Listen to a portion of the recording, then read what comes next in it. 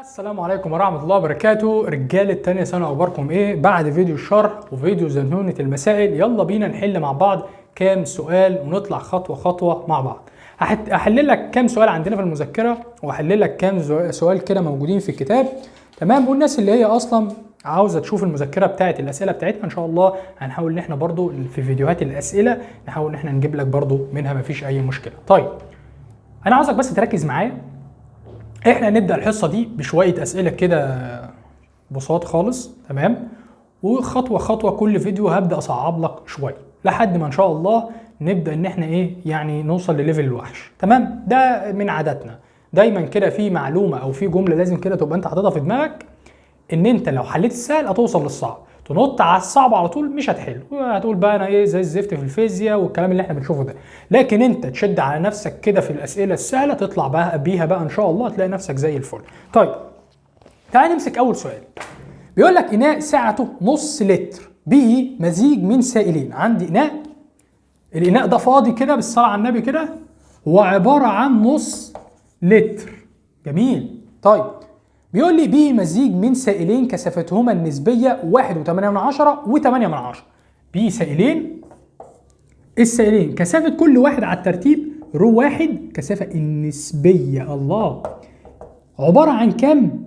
عبارة عن 8، والتاني عبارة عن 1.8. واحد يقول لي ايه فين الوحدة؟ مفيش وحدة، دي الكثافة النسبية للمادة الأولى والكثافة النسبية للمادة الثانية، يعني كل واحدة فيهم مقسومة على كثافة المية. جدع.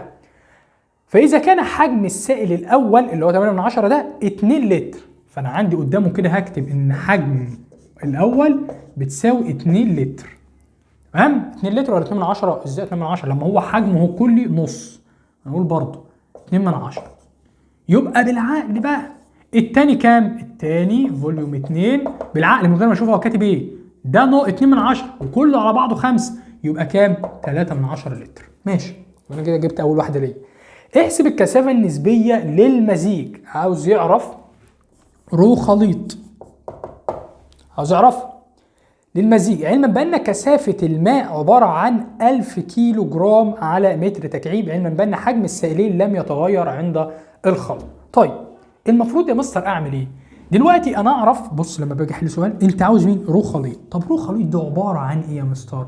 واحد يقول لي هل انت فاكر يا مستر القانون بتاعها؟ اقول له والله قانون الام 1 زائد ام 2 صح، على وجيت قلت لك فك يلا، انا مش فاكر حاجه.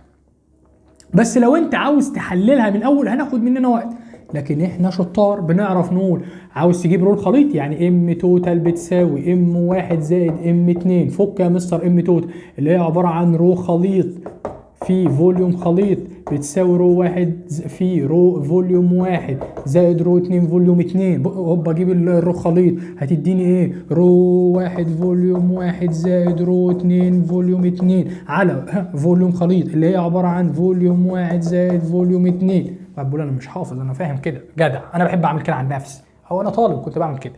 طيب هل انا معايا فوليوم 1؟ هل معايا فوليوم 2؟ اهو واهو بس ناقص رو 1 ورو 2. فواحد يقول لي بص اعمل نفسك من بنها يا مستر. ايه هتعمل ايه؟ قال لي هاخد 8 و1.8 واعوض بيهم وشكرا. ده غلط. امال ايه الصح؟ لازم الكثافه النسبيه دي للماده الاولى اجيب منها رو ماده. طب ازاي؟ ما انا عندي الكثافه النسبيه هي عباره عن ايه؟ رو ماده وليكن رو 1 على رو الميه، صح؟ طيب الكثافه النسبيه معايا عوض بيها ب 8 يساوي رو 1 ده انا عاوز اجيبها على كثافه الميه. هو اللي قايل لي ب 1000. هل يا مستر لو مش جايبها ب 1000 انا اعوض عليها ب 1000؟ لو هو مش جايبها ب 1000 تعوض انت عليها ب 1000. ممكن هو يجيبها لي بقيمه ثانيه يبقى فيها شوائب ما تبقاش نقيه. هو اللي قايل لي بقى ب 10 اس 3 اللي هي ب 1000، فاروح ضارب ده في ده يديني رو ميه. يبقى رو ميه بتساوي كام؟ 8 ب 1000 اللي هي ب 800، صح كده؟ صح، ادي 800 كيلو جرام على متر تكعيب. طيب يلا مستر نجيب رو 2. نفس الكلام، رو النسبيه للماده 2 بتساوي رو 2 على رو ماء، تمام؟ ادي ووتر. الرو دي بكام؟ 1.8 بتساوي الرو 2 بكام؟ الرو 2 انا مش عارفها على ال1000 اضرب طرفين في وسطين، يبقى رو 2 بتساوي 1.8 في 1000، تمام؟ يبقى تديني 1800. صح كده؟ كيلو جرام على متر مكعب. يلا بقى يا مستر عوض هنا ال 1800 وعوض هنا فين ال 800 واروح اجيبها الاقي نفسي برضو الاجابه غلط. ليه يا مستر الاجابه غلط؟ لان حضرتك في حاجه ما عملتهاش. ايه هي؟ بس هي ممكن هنا على فكره تمشي معاك، ان انت المفروض تحول اللتر بتاعك، بس انت لا لازم تحول اللتر بتاعك. ليه؟ لان انا عندي دي بايه؟ بالكيلو جرام ولا هنا باللتر؟ لا باللتر كيلو جرام. لا لازم تتحول تقريبا لازم تتحول، ما ينفعش، لازم تتحول معاك. فساعتها عشان انا اضمن نفسي احول ايه بالايه؟ انا مش فاهم اي حاجه. انت دلوقتي عندك، مش انا جيت قلت لك ان رو كثافه عباره عن كيلو جرام على متر تكعيب؟ ليه انا بقول لك لازم تحول مش لازم تحول؟ لان انا ممكن اقول لك ان هتروح المقام مع البسط، بس انا عشان اضمن نفسي لا يا عم، انا هحول اي لتر قدامي في وشي. طب انا هحول اللتر للمتر تكعيب ازاي؟ من اللتر للمتر تكعيب بضرب في 10 سالب 3، ده اكبر من ده، فمن الصغير الكبير بضرب في السالب. يبقى عشان اضمن نفسي باشا لازم اخلي اللتر متر تكعيب. يلا نعوض. الرو الاولى ب 800 في فوليوم واحد اهي ب 2 من 10 في 10 اس سالب 3 زائد رو 2 هعملها لك بس معلش تحتها عشان ايه؟ رو 2 زائد ايه؟ رو 2 عباره عن كام؟ عباره عن 1800 في الحجم 3 من 10 في 10 اس سالب 3، كل ده على مين؟ رو واحد اللي هو 2 من 10، رو 2 اللي هو 3 من 10 اللي هي اصلا نص في 10 اس سالب 3. بس يعني واحد يقول لي يا مستر ليه الهصه دي؟ مش عادة ممكن طارت مع بعض. ماليش دعوه، انا بحب يا باشا اطمن. ماشي، وتجيبها بالاله وهتطلع معاك ان شاء الله كده انت جبت رو خليط. بس هو عاوز ايه؟ احسب الكثافه النسبيه للخليط. يعني بعد ما اجيب ده كله انا ما خلصتش، بعد ما اجيب الناتج بتاعي اروح اقسمه على مين؟ اقسم الخليط على مين؟ على ال1000 اللي هي كثافه الميه، يديني رو نسبيه. يبقى بعد ما اجيب الناتج ده كله اقول اذا رو النسبيه للخليط بتساوي رو خليط على 10 اس 3. اجيبها وملهاش وحده، لان الكثافه النسبيه ملهاش وحده. ليه؟ لان مصر دي ناتج قسمه كميتين فيزيائيتين اللي هم نفس وحده الايه؟ القياس. تمام. ادي يا عم اول سؤال عندنا. طيب السؤال الثاني حد هنا؟ الله ينور عليك يا مستر. السؤال الثاني بتاعي، بيقول لك ايه؟ بيقول لك انا عندي اناء حجمه 1 لتر مملوء بسائلين بي و A، كثافه كل منهما 1400. اسمع كده واحده واحده. انا عندي اناء، ادي اناء، الاناء ده حجمه 1 لتر، ماشي، اعمل يساوي مملوء بسائلين A و B. ادي اهو سائل ومعاه سائل تاني، يا مزاجك يا مستر، A و B، كثافتهما معا الاثنين على بعض يعني رو خليط بتساوي 1800 تقريبا، 1800 ولا 1400 كيلو جرام على متر مكعب. ماشي. فإذا كانت كثافة السائل A هي 800 يعني رو A بتساوي 800. تمام. وكثافة B هي 1800 وكثافة B هي 1800.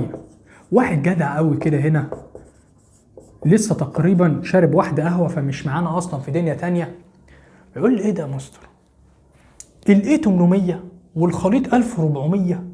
ده أنا أصلا من غير ما أشوف رو بي كنت هقول لك إن كثافة بي هطرح ده من ده. يالا إزاي؟ ده أنا لسه قايل لك في الحصة اللي فاتت إن رو خليط قيمتها بتبقى بين قيمة الكثافتين، صح؟ كل ما ازود في كثافه وليكن ماده معينه اللي هي ذات قيمه اكبر بلاقي رو خليط بتطلع معانا، فهي قيمتها بتبقى بين الاثنين. فانا عندي رو بي ب 800 رو ايه ب 800 ورو بي ب 1800، هي واقعه بين الاثنين قيمتها. تمام. لكن الكتله او الحجم هي عباره عن ام توتال بتساوي ام 1 زي ام 2. جاب لي ام 1 يبقى اطرح منها من الام توتال تجيب لي ام 2 زي ما انا عملت في السؤال اللي قبل. طيب اوجد حجم كل سائل على حده، يعني عاوز ام 1 اللي هي ام للسائل A وام بي. الله عليك يا مصر، مش فاهم اي حاجه. طيب انا واقف دلوقتي في الامتحان مش عارف احل ازاي، فاقدر اقول لك انت مديني رو خليط، يعني انا ممكن اجري على رو خليط دي واجيب منها حاجه، اروح ابص على القانون بتاعها. رو واحد اللي هي رو الماده ايه ماشي، ورو بي ماشي. طب الحجم، حلو قوي الحجم دي، هعرف اجيب الحجم. طب هل انا معايا الحجم كله؟ معايا الحجم كله، بس خلي بالك انا يا مستر لا معايا فوليوم واحد ولا معايا فوليوم اتنين. يبقى انا معايا رو خليط ومعايا رو واحد ومعايا رو اتنين ومعايا فوليوم الكليه. ساعتها هعمل ايه؟ دي بقى للناس اللي هي ممتازه جدا في الرياضه. ايوه انا هعمل ايه؟ ركز معايا. بص يا سيدي، انا رحت غلبان، واحد غلبان راح الم درجات، وبتاع الازهر ده اللي بيلم درجات، رو خليط بتساوي هحط القانون رو واحد فوليوم واحد زائد رو اتنين فوليوم اتنين على فوليوم واحد زائد فوليوم اتنين. انت الله يبارك لك قلت لي ان الاتنين دول على بعضهم بيساووا 1 لتر، وعشان انت راجل محترم فرحت حولت الواحد لمتر تكعيب، فانا اقول ان الفوليوم بتاعي عباره عن 1 في 10 اس سالب 3 متر تكعيب. انا احب اشتغل بالمتر تكعيب. طيب وبعدين يا مستر، وقلت لي كمان ان انا معايا رو واحد ومعايا رو اتنين ومعايا رو خليط، بس المشكله ان انا عندي كده مجهولين. فتلاقي الواد اللي هو برنس في الرياضه قال لك انا ما اشتغلش بحاجه فيها مجهولين، امال اعمل ايه؟ اتصرف ازاي؟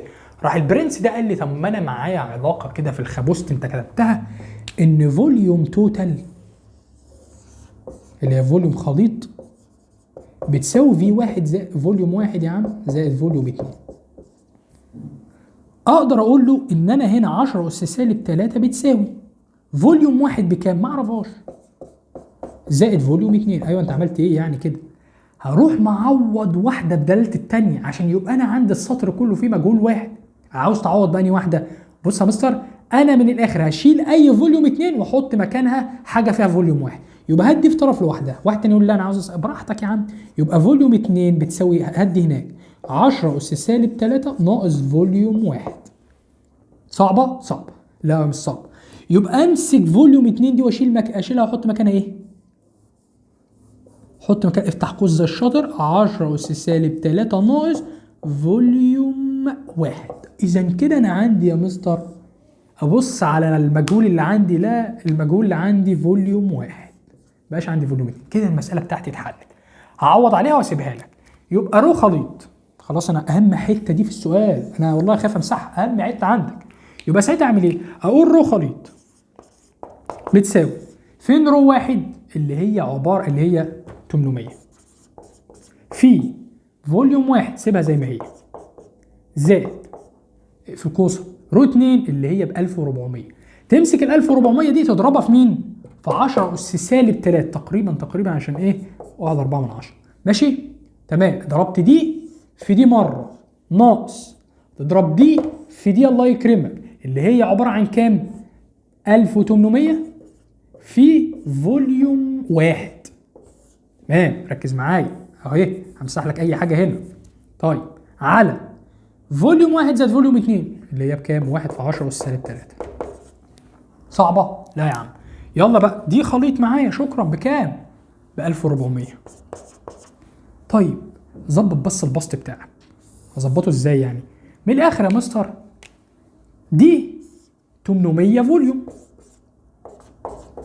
زائد دي 1.4 من 10 ناقص 1800 فوليوم، يعني اطرح ده من ده 800 فوليوم واحد ناقص 1800 فوليوم واحد يبقى يديني 1.4 من 10 ناقص 1000 فوليوم واحد.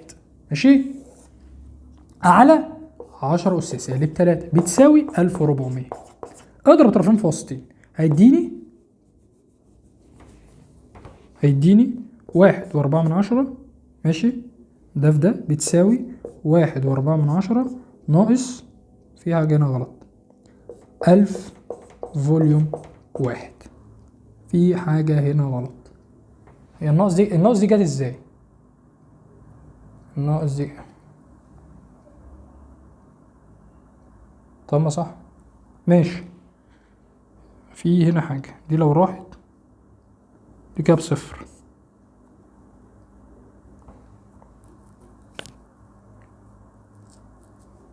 في حاجة هنا غلط.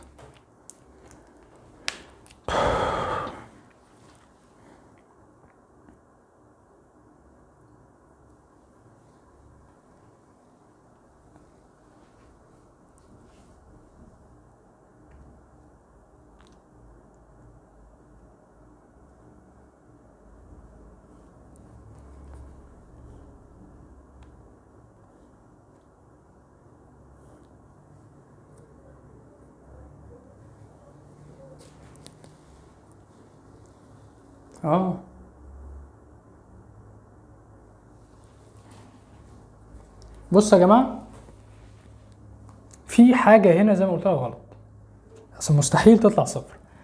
الغلطه هنا بقى ايه؟ احنا باين تقريبا كده سرحنا. بص بص بص بص، احنا عوضنا هنا الرو 2، يعني يا رب تكون انت خدت بالك منها. الرو 2 احنا هنا عوضنا بيها ب 1400، هي 1800، انا اسف ماشي. فالمفروض الرو 2 في 10 اس سالب 3 بكام؟ يعني 1800 في 10 اس سالب 3 ب 1.8. انا اسف حتى احنا عوضنا هنا صح، عوضنا هنا غلط، ماشي. يبقى دي 1.8. احنا بنقول برضه مستحيل تطلع صفر ازاي يعني، تمام؟ فانا عندي هنا دي 8/10. اي واحده بقى تروح، هدي هنا يا عم وهدي هنا، يبقى ساعتها او دي يا عم، ايوه هدي هنا وهدي هنا، يبقى هنا 1000 فوليوم 1 بتساوي 1.8 ناقص 1.4، يبقى يديني 1000 فوليوم 1. 1000 دي صح كده تمام؟ فوليوم 1. هي ال 1000 دي جت من فين؟ تمام بتساوي 1.8 ناقص 1.4 ادانا 4 من 10. اقدر اجيب فوليوم 1 بتساوي 4 من 10 على ال1000. 4 من 10 على ال1000. كده انت جبت مين؟ كده انت جبت فوليوم 1. اروح اجري اجيب مين؟ اروح اجيب فوليوم 2. اجيب فوليوم 2 من فين؟ من هنا. انت عندك مين؟ فوليوم 2 بتساوي 10 اس سالب 3 ناقص فوليوم 1. تمسك ال 4 من 10 على 1000 دي تجيبها بالاله وتروح حاططها هنا، تطرح ال 10 اس سالب 3 من الرقم ده يديك فوليوم 2. كده انت جبت فوليوم 1 وفوليوم 2. هو عاوز مين؟ عاوز الكتله الاولى والكتله الثانيه. بس يا عم سهل. الكتله قانونها بيقول ايه؟ رو في فوليوم. فانت لو عاوز كتله الاولى يبقى كثافه الاول في حجم الاول. طب انا عاوز كتله الثانيه يبقى كثافه الثاني في حجم الثاني. ماشي. وسامحني على الغلطه دي، انا برضو عطلت. ازاي هطرح 1.4 من 1.4 كده هيديني ان الفوليوم الاولاني بصفر؟ ازاي اصلا؟ هو في حاجه حجمها بصفر؟ مفيش حاجه حجمها بصفر، ده بقول لك خليط ما بين الاثنين. فترجع تاني تبص، انا هنا للاسف لما جيت عوضت مره رو 2 في دي ضربتها في ايه؟ في 1400 مش 1800. لحد هنا في اي مشكله؟ لا يا عم مفيش اي مشكله. طيب اهو الراجل جايب فوليوم 1 عباره عن اللي هي 4 من 10 على 10 اس سالب على 10 اس سالب 3 هتديك 4 في 10 اس سالب 4، وتبدا بقى تعوض زي ما انا قلت لك. وكده يا عم انت جبت مين؟ كتله الاول وكتله الثاني. طيب تعال نخش على السؤال رقم 3 واقول لك سلام عليكم. انا كده اديتك 3 اسئله تسخن بيهم نفسك علشان تستنى منا حصه الاسئله الكبيره ان شاء الله. بيقول لك ايه في السؤال ده؟ تم خلط 3 لتر من الكحول كثافته 800 مع 2 لتر من الميه فكون خليطا كثافته 900 كيلو جرام على متر تكعيب. والراجل مش مديني كثافه الميه. خلاص انا فهمت ان الميه بتاعتي عباره عن 1000. يعني معنى كده ان انت مدينا حضرتك رو الكحول بتساوي 800 ومديني حجمه اللي هو الكحول وعباره عن 3 لتر اللي هو 3 في 10 اس سالب 3 متر تكعيب. رحت خلطته مع ميه فاديت لي رو ووتر عباره عن 1000 كيلو جرام على متر تكعيب مع 2 لتر، يعني بتساوي 2 في 10 اس سالب 3 متر تكعيب. جميل. فكونها خليط كثافته 950 كيلو جرام على متر تكعيب. فبيسألني انا عاوز اعرف حصل انكماش لما خلطت المادتين ببعض ولا ما حصلش انكماش؟ ولو حصل انكماش عاوز النسبه بتاعته. يعني ايه؟ انا دلوقتي معايا كحول عباره عن 3 لتر خلطته مع 2 لتر ميه، المفروض ان فوليوم خليط يطلع لي 5. طب لو طلع اقل من 5 لتر يبقى حصل له انكماش، طلع بيساوي 5 لتر يبقى ما حصلش اي انكماش. تعال نشوف. يبقى انا كده هروح اجيب فوليوم الخليط. طيب بما ان ام توتال اللي هي خليط تساوي ام 1 زائد ام 2، فك دي رو خليط في فوليوم خليط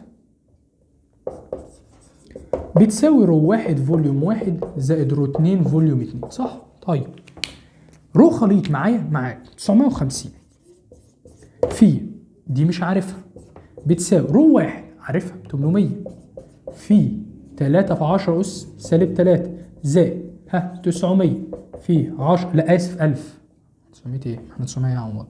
1000 في 10 أس سالب 3. أروح جايبها بالآلة، هتجيب مين؟ هتجيب لي فوليوم خليط، معيش الآلة أنا. طلعت 4 و84 في كام؟ في كام؟ تجيبها أنت بالآلة بقى، في 10 أس سالب 3 متر تكعيب. أوبا، ده المفروض يطلع لي 5 في 10 أس سالب 3، لأن بالعقل كده أنا جمعت 3 لتر مع 2 لتر يديني 5. حصل إيه؟ قل بنسبة صغيرة، إذا حصل انكماش. طب بيطلب مني، عاوز يعرف نسبة الانكماش دي أجيبها إزاي؟ عشان أجيب نسبة الانكماش بتاعتي أدي أهو الانكماش في الفوليوم كنسبة، فهقول الدلتا فوليوم يعني أطرح الأصل ناقص اللي ظهر لي ده على فوليوم الأصل. فأقول إيه؟ مين؟ أول حاجة هو كان عبارة عن 5 في 10 أس سالب 3، هطرح منه 84 في 10 أس سالب 3 على الأصل 5 في 10 أس سالب 3، واضرب الكلام ده كله في 100 يديني النسبة بتاعتي. تمام؟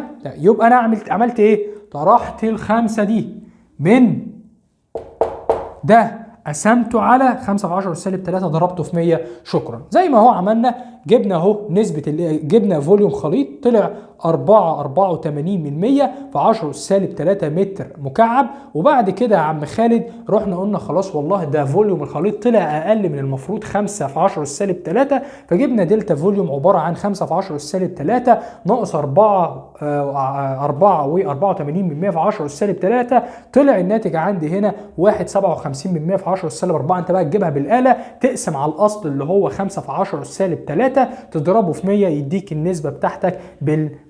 لحد هنا في اي مشكله؟ مفيش اي مشكله. دول 3 افكار كويسين جدا تقدر ان انت تاخدهم وتشتغل في اتخن سؤال عندك. كده انا قلت لك في فيديو زتونه المسائل اهم القوانين اللي انت ممكن تشوفها. استنونا ان شاء الله في الفيديو الجاي، فيديو الاسئله اللي موجوده في كتاب الامتحان وفي المذكره بتاعتنا ان شاء الله. اتمنى ان انت تدعمنا وتشير الفيديو ده لكل زمايلك، ولو اول مره تشوفنا سبسكرايب للقناه ولايك على الفيديو ده. سلام عليكم.